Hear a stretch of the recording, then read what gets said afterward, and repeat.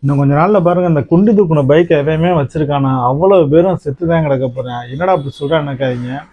காலையில நம்ம வேலைக்கு கிளம்பி வரும்போதும் சரி, நைட் ரிட்டர்ன் போகும்போதும் சரி, உயிரை கையில பிடிச்சிட்டு வண்டி ஓட்ட வேண்டியதா இருக்கு.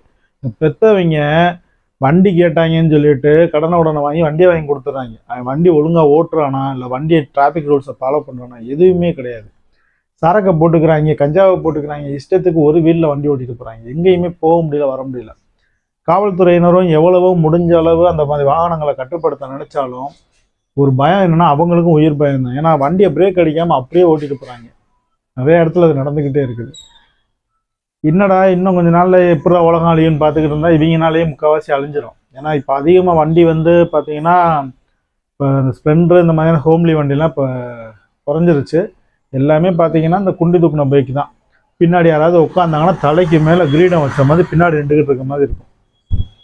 அந்த மாதிரி வாகனத்தில் எப்படி தான் லேடிஸ் உட்காந்து போகிறாங்க எதுவுமே தெரியல.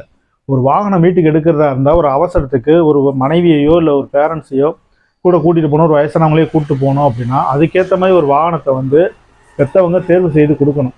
பையன் கேட்குறான்னு சொல்லிட்டு 2 லட்ச ரூபா 2.5 லட்ச ரூபாய்க்கு வாங்கி கொடுக்குற பசங்களுக்கு அந்த பசங்களுக்கு அந்த வண்டியை எப்படி மெயின்டெனன்ஸ் பண்ணணும், எப்படி ஓட்டணுன்றதெல்லாம் தெரியல. எத்தனை பேர் போனாலும் வந்தாலும் அவங்க வண்டிகளுக்குள்ளே அப்படியே பாம்பு மாதிரி நுழைஞ்சு போகிறானுங்க.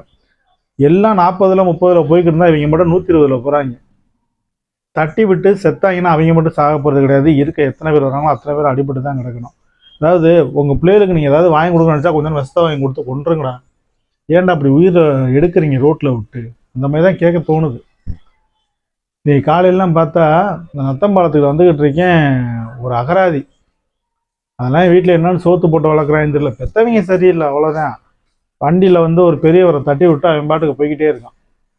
அப்புறம் அங்கே இருந்த ஆளுகள்லாம் தூக்கி உட்கார வச்சு தண்ணி கொடுத்து அவர் கரெக்டாக தான் வந்துக்கிட்டு இருக்காரு. நம்ம என்ன தான் கரெக்டாக போனாலுமே நம்ம அகராதி நகை இருக்க வரைக்கும் ஒன்றும் பண்ண முடியாது. இன்னும் கொஞ்ச நாளில் ஒன்றுன்னா மண்டையை போட ஆரம்பிக்கும், ஒன்று முளைக்குது, அவ்வளோதான்.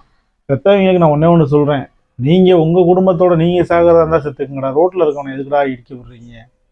அவங்க வண்டியை வச்சுக்கிட்டு அவங்க பண்ணுற அலும்பு சேட்டைகள் அது 2 பிள்ளைகளை பஸ்ஸை பார்த்துட்டா போதும்.